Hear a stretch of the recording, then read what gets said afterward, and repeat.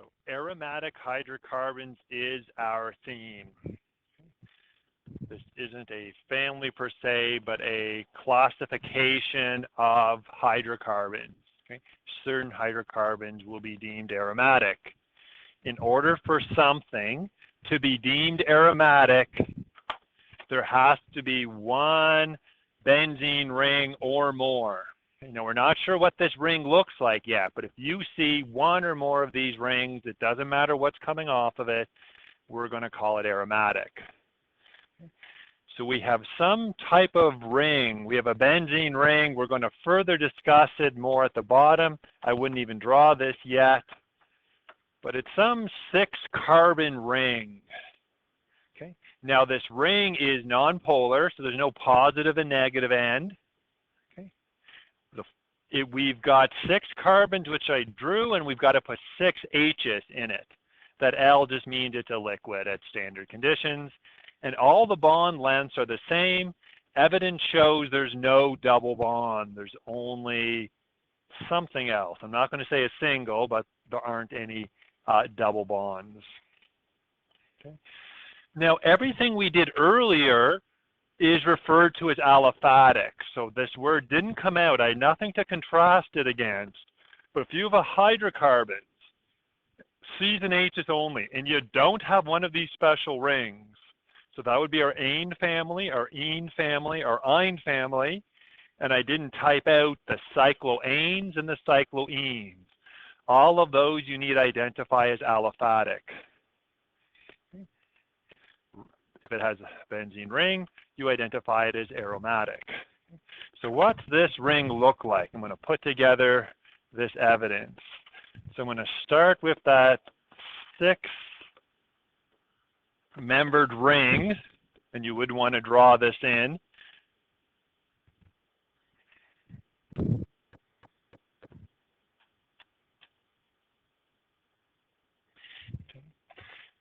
In order to be a ring, they need to be all connected.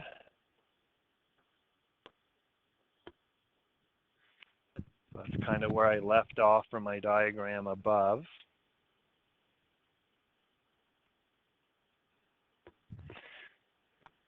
There are 6 H's. There's 6 H's, there's 6 carbons. You might guess, and you'd be correct, that every carbon has an H. That's what we see when we study the structure. I'm going to put that in. So that has the right molecular formula. That structure doesn't have any polarity in it, but it's not quite right. If you think back to Chem 20, how many bonds does a carbon need to have? And then we reviewed it. Yeah, it's 4. Carbon is in group 4A. There's 4 single electrons, and I do not have 4 bonds. Now, how chemists are going to get this to work by using your Chem 20 skills is if you put a double bond in, you get the 2 carbons around that double bond to have 4 bonds. So it follows everything you've learned about in Chemistry 20. And then if I double bond the bottom left, I fix those 2 carbons, and then in the middle on the right, if I double bond there, all the Chem 20 skills nicely come together and we get a structure. Unfortunately, it's not quite the truth. It's not quite what we see. That's kind of right, but where I put those double bonds, I started on the top left. I could have started on the top right.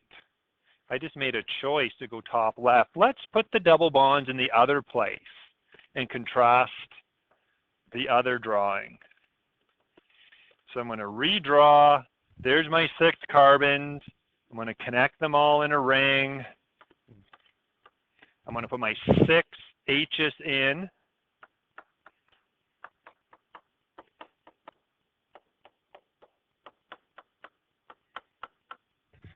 And now instead of top left, I'm going to go top right with the double. It's pretty much the same, but it's not exactly the same.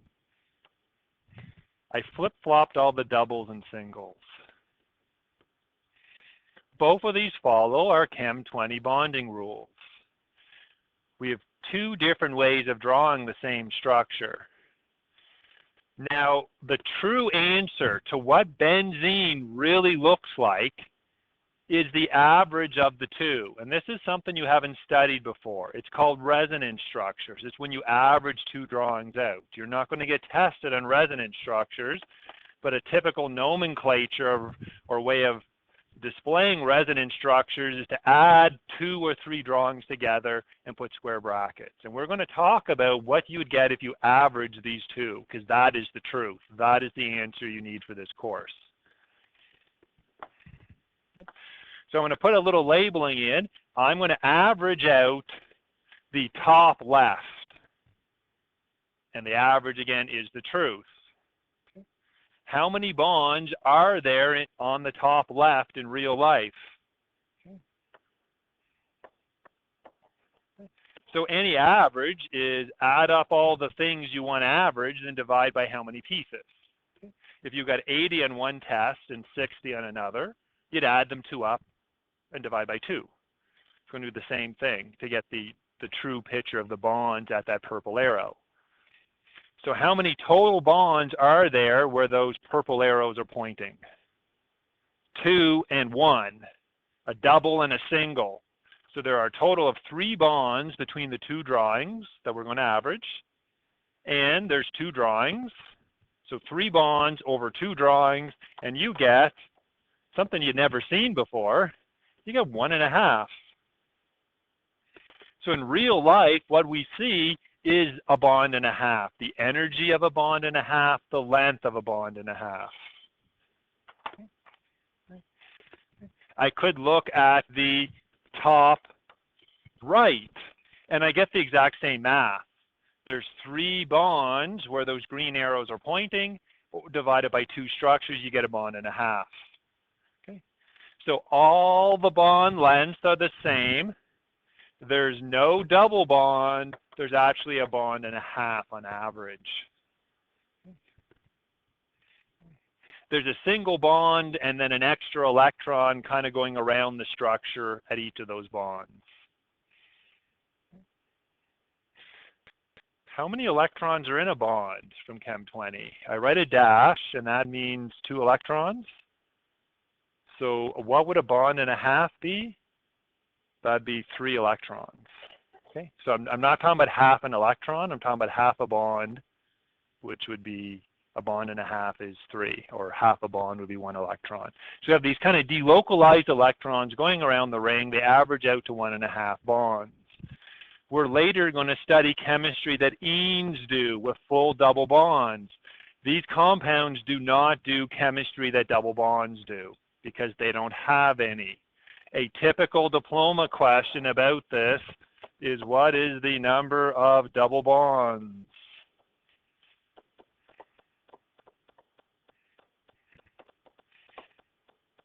In benzene.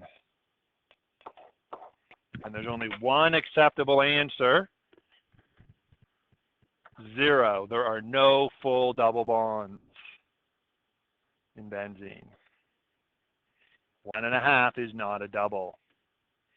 Now, chemists have no drawing for a bond and a half. It doesn't exist. So when we draw aromatic compounds, you could use the drawing I did on the left. You could do the drawing on the right, but both of them are incomplete. If you do either of the drawings, you think there's 3 triples, but there are 0 triples when you do the average of both structures. I'm spending a lot of time on this because it's one of the outcomes of this course. You will be asked about the structure of benzene on an exam. It's not a secret. It's just one of those things you must know in Chem 20. Now, there's a few ways to draw this structure. You've seen 2 structural diagrams, the left, the right. Those are both acceptable. Okay? They're kind of annoying to draw. They're time consuming. So you see the line structure used a lot. And there's 2 versions of the line structure.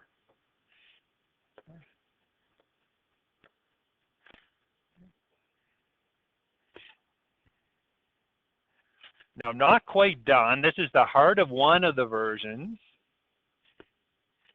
And if I don't write it anymore, that's cyclohexane. 6 carbons, there's 6 line segments meeting in a ring. But to say that this is benzene, you will see a circle put in. We got that half a bond all the way around, and the circle kind of represents that delocalizer, that spreading out of that extra electron going around the ring. So that's one line version. You might also see it with the doubles, which again is a bit of a lie. Double, double, double. Okay. There are 0 double bonds, even though I drew in 3 double line segments. Okay. We're not trying to trick you. This is what you're going to see in any university textbook, is you might see that double, single, double, single, double, single, and you need to understand there's none there. Okay. So everything there is benzene. We've got the structurals. We've got some lines. You're not going to see a condensed structure of benzene, at least not benzene by itself. I'm just going to end this slide for some things that are not benzene that I or an exam or diploma might try to trick you with.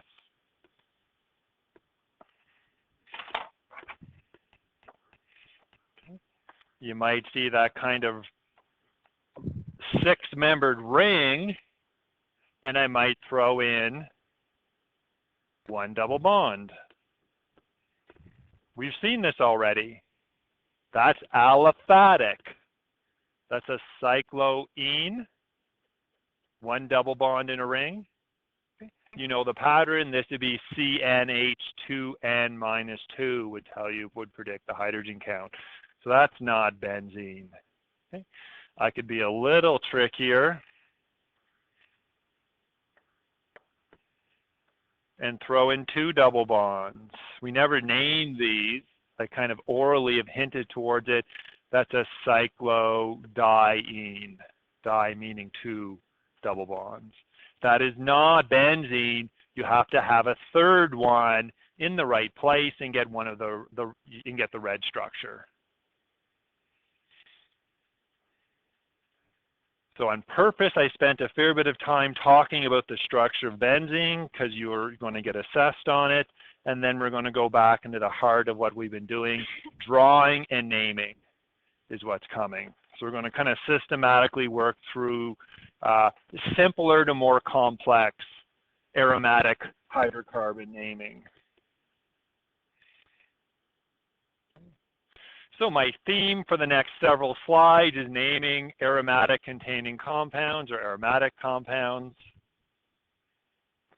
I'm going to start with a benzene ring with 1 alkyl group.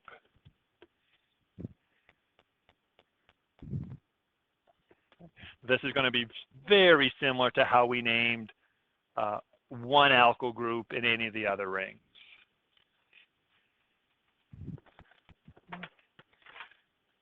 We're going to name that alkyl group methyl, ethyl, propyl, butyl. Okay? And we're going to add benzene to the end. No worry about stem or parent or endings. We're just going to stick benzene to represent that aromatic ring that we drew, the 6-carbon ring. Rings don't have beginnings or ends. So our alkyl group is going to be in the 1 position by definition, and we're not going to put the number.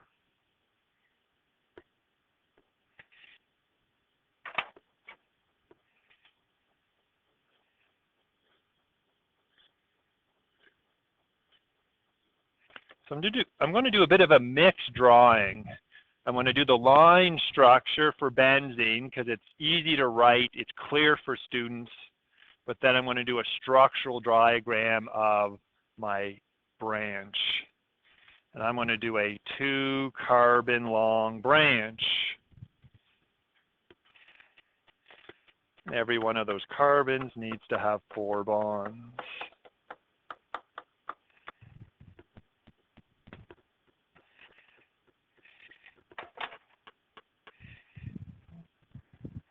And our goal is to name this.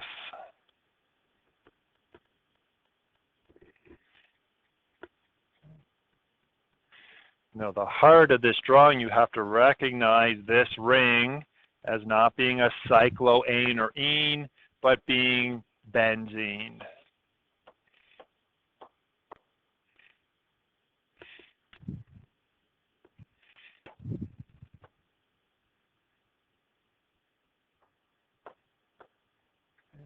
It's one of those six-membered rings.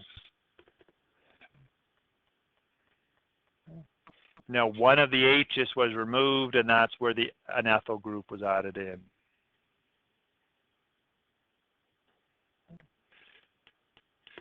Then we deal with our branch. I always box up my branches. That is a 2-carbon long branch.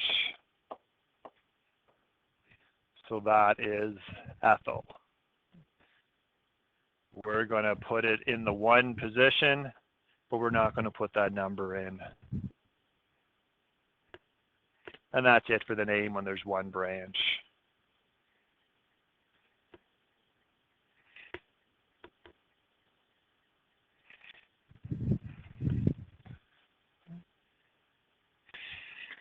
I'll do the full line structure.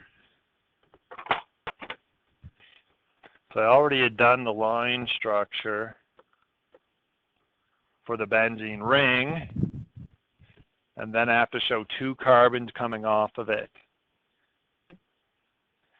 Now when I do branches off a chain, before I would like drop my pen and zig and zag. I'd drop it and say 1, 2, 3, 4.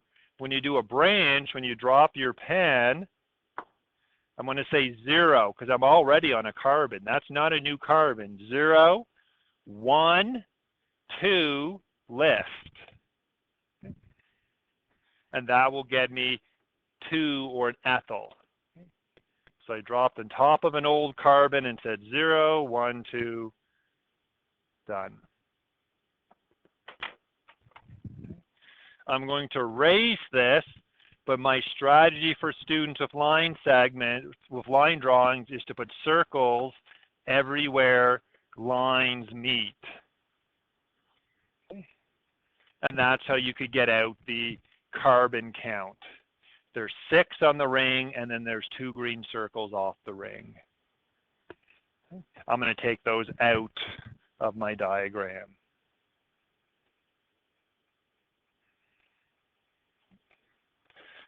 I will do the molecular formula. We don't have any generic pattern here, and it's a very common diploma question. Almost every diploma has what is the molecular formula of something, particularly line structures. Now, how many circles did I have before? I had 6 in the ring, and then 2 for the ethyl. So 6 and 2, that's 8 carbons. Molecular formulas is just a count. And then we're going to need to correctly identify all the H's. I'm going to put a check mark for every H as a visual to count. So this top would have 1 hydrogen. There's 1 here, there's 1 there, there's 1 there, there's 1 there. Okay. I'm going to erase this. There is not 1 there because we put a branch off. So that would be an error you might make analyzing line structures of benzene. Okay, where a branch came off, there isn't room for another or a 5th bond because there's a bond and a half on each side of the ring. So that's 3, and then the ethyl coming off is the 4th. Okay. We have a line segment, the first line segment meeting in our ethyl, and here there'd be 2 H's. And at the very end, there would be 3. Now you might need to draw this out structurally if you're not quite seeing it as I check them off, but that's the correct count. So what am I at? 1, 2, 3, 4, 5, 6, 7, 8, 9, 10 H's in ethyl benzene. Okay. So that's benzene with 1 alkyl group. We're going to go benzene to 2 alkyl groups, but I'm going to keep them the same. Okay. The rules are really going to get repetitive from here on in. We've done this before. If we have two of the same alkyl groups, we're going to use di and two numbers.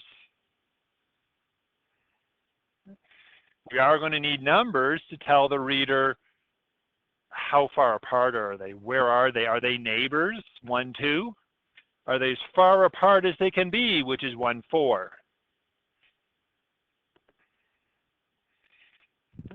I want to do some line structures.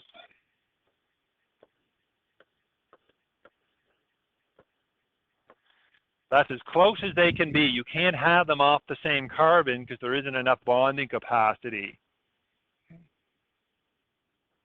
within the ring.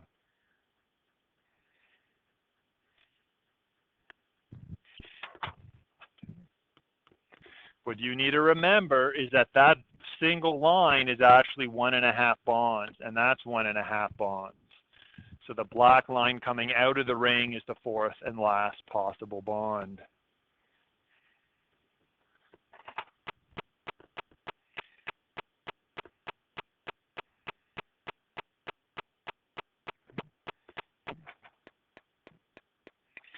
If I kind of box up my branches coming off,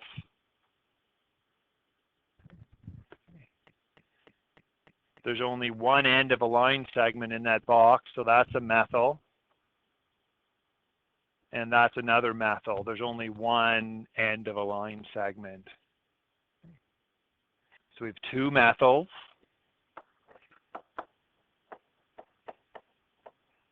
Dimethyl. They're coming off benzene.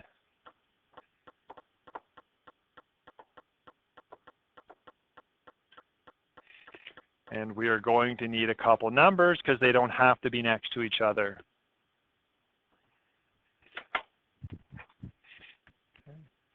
We're going to pick one as our one position and take the shortest route to the other.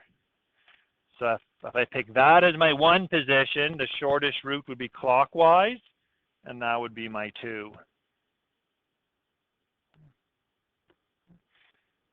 So I kind of arbitrarily picked one of them as my 1. Even if I pick the other one as my 1, now I'd go counterclockwise, and that would be my 2. Doesn't matter which one I pick first. If I pick and then minimize the distance, I get 1, 2 dimethyl benzene.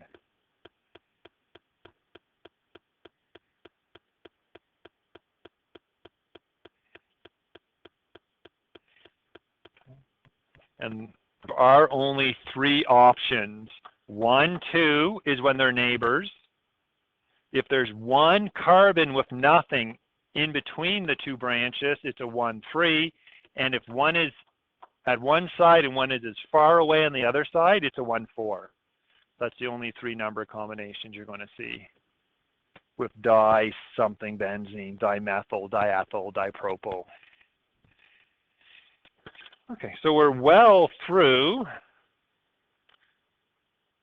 2 alkyl groups that are the same. What if the 2 alkyl groups were different?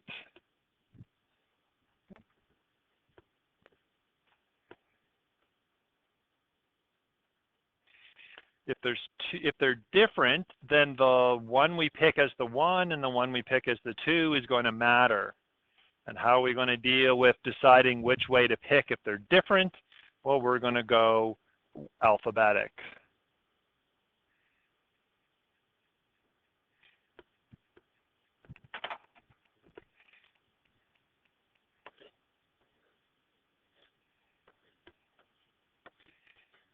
Well, again, I'm pretty used to this line structure of benzene.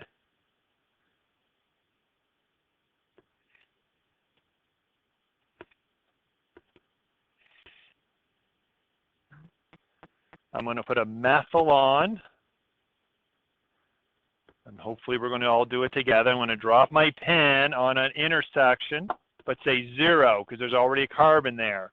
1, lift my pen. I've added in a methyl. Now I'm going to put in an ethyl at the bottom. Drop my pen and go 0, 1, 2, lift. So I have two different types of alkyl groups.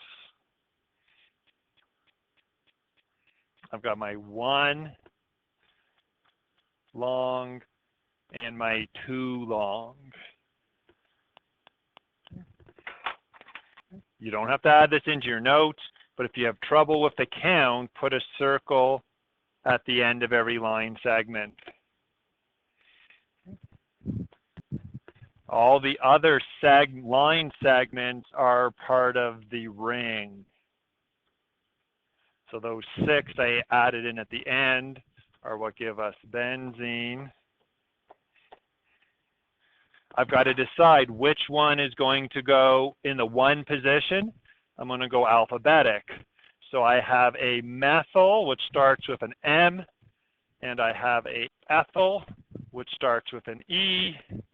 So I'm going to put the ethyl in the 1 position and then minimize the numbers to the other. If you had 3 things, you wouldn't put them all in alphabetical order for their numbering. You'd do the first alphabetic and then set your numbers from there. Okay? There are 2 systems for doing this. I'm teaching you just one. If you read about the other system and you answer a quiz question with the other system, I will mark that correct also. Okay? Diploma questions won't have ones that there's 2 different answers depending on the system. Okay. So that's the 1. I'm going to go counterclockwise to get to my methyl, and that's going to be in the 2 position. So I have a 1 ethyl and 2 methyl benzene. And this would be an aromatic hydrocarbon. It is not aliphatic because it has one of these special rings. Not quite Lord of the Rings type rings, but it is special in terms of organic chemistry. Okay. So we're almost done aromatic compounds. We have 1 thing left. It's kind of annoying. It's a different type of pattern that you have to recognize and name it a little bit differently. You can have a benzene ring that is itself the branch. And you'll see that in a second when I draw this crazy long name. When benzene is added to a long chain of carbons, we treat it as an alkyl group. And when we treat it as an alkyl group, we're going to use a different name for it, which is kind of a bit annoying, but we're going to call it phenyl when it itself is coming off a chain. So before I jump into that name, I'm trying to give you a little bit of visual of what do I mean as the benzene being a branch itself. Maybe you have an 8-carbon long chain. You don't even have to put this in your notes. Okay. And that chain maybe has a methyl coming off and an ethyl coming off somewhere else. And then further along, we've got one of these benzene rings. Okay. We're not going to be able to call this benzene and then name the branch because the branch is going all over the place. Okay. When you have one of these rings that it itself is coming off a great big long chain, we're going to treat that like a branch. And all along, we've treated everything coming off of it as a branch. So here would have that methyl, would have that ethyl, and then this we're not going to call benzene, we're going to call it phenyl. We've got that YL that we're used to seeing with alkyl branches. It's not an alkyl branch, but we're going to use the same type of rules and convention. Our systematic steps are going to be the same. And then I've got an example, and I've thrown everything we've learned pretty much into this. This is as hard as it could get, and I made it really long on purpose, because if you can follow the steps to decode this, its length is irrelevant. You just take it piece by piece. So before I dive into this, I'm going to remind everybody of the order that you deal with any organic compound. The First thing you deal with is what? The stem or the parent. So we've got to start there. Then we jump to the end. So we've got a pent with a double bond, and then we can start working our way through that long mess, but we just do it piece by piece. How do you eat an elephant? One bite at a time. How do you draw organic compounds? One branch at a time. And step by step, hopefully it's not too bad. So step one is pent. 1, 2, 3, 4, 5. That's step one done. 1-ene. First carbon-carbon bond has a double bond. So I got to pick a side. I don't know, I'm standing close to the right, so I'm going to do all of my counting for the whole question from the right. I could have picked the left if I wanted, but I can't flip-flop. Okay. I want to put the double bond in the one position from the right. So step 1 and 2 is done, but I put that star there to cue my brain to keep counting from the right. Okay. Now I've got a 2-methyl. So my second carbon over has 1 carbon. I could have went up or down, it didn't matter. But I'm 2 carbons over from the right. So that's my 2-methyl. 3,3-diphenyl. Okay. So now for the first time we've seen phenyl in the branching section. So my third carbon over, I need a phenyl. I would never fit in a structural diagram. Your diploma will use lots of lines. That's one of the phenols. I need a second phenyl, and I'm going down because that's where I have room to put it. They could be both up, both down, one up, one down. It doesn't matter. And I took care of both of my phenols, and then I just used bonding capacity to complete my drawing. I'm counting to 4 for all of my carbons. Where I have the diphenyl, that middle carbon has 4 bonds.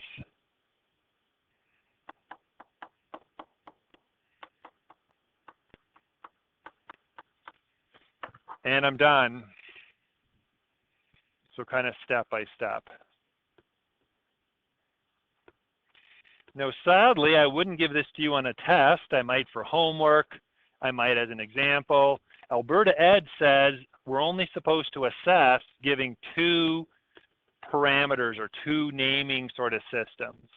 So this one has a benzene ring, it has an alkyl group, and it has a double bond. So that's 3. So that exceeds what we're supposed to do to you. Okay. 2. So I could put in the phenols and the double bond. That'd be fair game on an assessment. So don't worry, as we build up in complexity, the questions can't have everything put into them. They can have 2 pieces of what I've taught you. So that's our aromatic grouping. Okay. That structure I just put up has 2 of those rings. As long as it has 1, you call it aromatic. If it had 0, you call it aliphatic. Now we can really fly.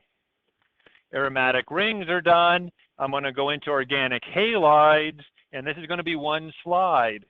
We're going to add in a halogen, but we know how to number it. We just count from an end. Okay. All you need to know is what name do I use for the halogens, and you can deal with everything. If there's a tie, you're going to go alphabetic. If there's 2 of them, you're going to put di. If there's 4 of them, you're going to put tetra. We're just reusing the rules.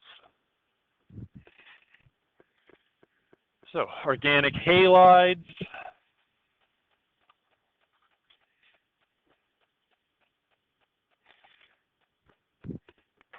Now, since our very opening slide, I've never talked about a hydrocarbon derivative because we've never had something other than C and H, but we will here. Organic halides are a hydrocarbon derivative. They have at least 1 hydrogen replaced with a halogen. Okay. But they could have 2 or 3. All of them could be replaced with halogens. You don't need any hydrogen at all. in a hydrocarbon derivative. And I'm going to jump right into naming because you don't need rules. You know what those 2s mean. You know what butane is. So I'll jump right in. I will draw 2,2-dichlorobutane.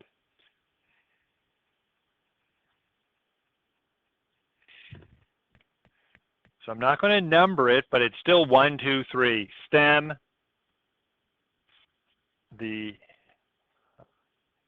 ending, ane, and then we'll go to the front. So bute, 1, 2, 3, 4. 2,2-dichloro. So we have 2 position, 2 position. We have 2, and we don't write chlorine. They all end in O. Okay. Our halogens are going to be fluoro, chloro, bromo, and ido. Okay. Now you might see some nuances. If there's 2 vowels next to each other, you might see them dropped. I have to pick a side. I'll go to the left this time. You could do it from the right. It would be equally correct. There's my second carbon, and there's a chlorine. And then I have to go the second one and put another Cl. I could go up, but I've got more room, so I'm going to go down with the second one. That's it. So I fill the rest of the bonds in with hydrogen. So this hydrocarbon derivative has a fair bit of hydrogen left.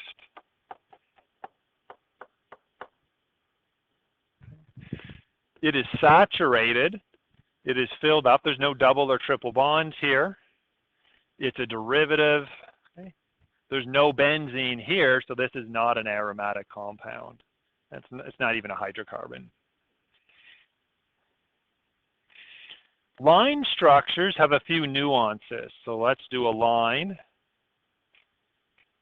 So same beginning, 4 carbons, 1, 2, 3, 4, lift. Again, the zigging and zagging is kind of coming from Vesper theory. Okay? None of the bond angles are straight, so you're not seeing a straight line. Now, C's and H's we never wrote in. We never wrote a single letter yet. But when you have something other than C and H, you have to explicitly write it. So on the second carbon, we have 2 chlorines. So that is going to be our second carbon. I want to take that circle out. Okay, second from the left. And I have to put in 2 chlorine atoms. So there's 1 chlorine. And that's the most common way. You'll see it on a test or in a book. But again, you could have went 1 up and 1 down. Okay. It's not flat like this in real life. This is a flat projection of something that is really tetrahedral.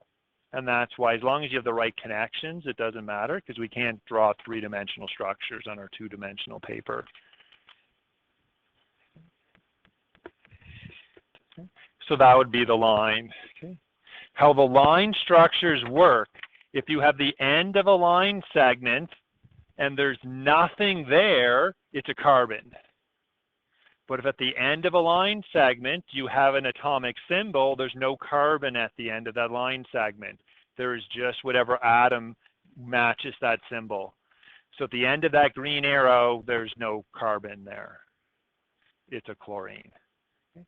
So as we work our way through organic halides and alcohols and carboxylic acid and eventually esters, we're going to be writing in chlorine, bromine, fluorine, iodine, and then oxygen atoms. Last, I'll do the condensed structure and then I'll do that bottom example. At the very end, we have C with 3 H's. Then we have a carbon. We want to keep doing the same thing. We just might have to do a a hydrogen count and something else. But there's no hydrogen there, so we only have to do a chlorine count. So carbon with 3 H's, a carbon with 2 Cl's, and then a carbon with 2 H's, and then a carbon with 3 H's. So that's a fully condensed structure.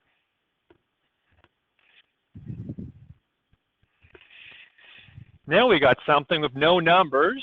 We've dealt with this before. It means the number was redundant. There's only one possibility, so we're not going to write it. Trichlorofluoromethane. C comes before H, so that's why the chlorines came first and the fluorines came second. Trichlorofluoro, so Cl and F. But we don't start there. We start with the stem or the parent, which is meth. Methane, well, of course, there's actually no single bonds, but we keep the ending ane even with meth. There's no carbon-carbon bonds at all. We don't need numbers because there's only one carbon. Of course, they're all ones. You couldn't have any number but one. Okay? So all of those 4 atoms have to come off our carbon. Where you put them doesn't matter. There's 1 chloro, 2 chloro, 3 chloro. There's the trichloro, and there's the fluoro. Or any rotation of that would be trichlorofluoromethane.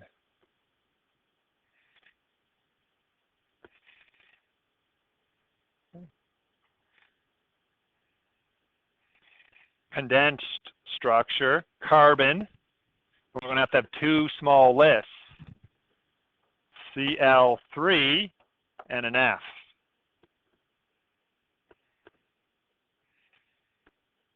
And then last, I'll do the line segment.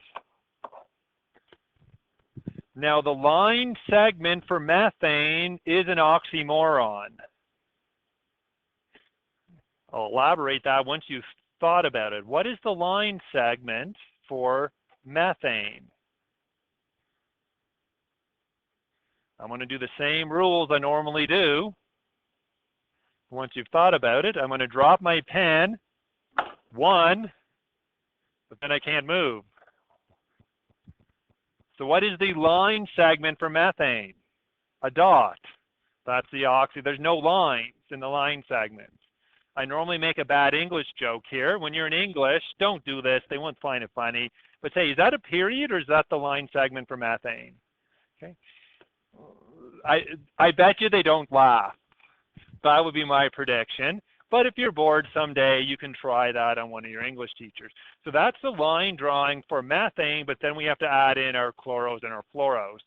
So I'm going to go up Cl, over Cl, down Cl, over F, or the order doesn't matter.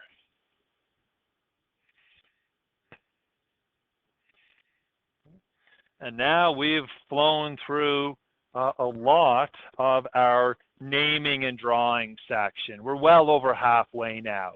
We're soon going to enter the second half of this course, forces, reactions.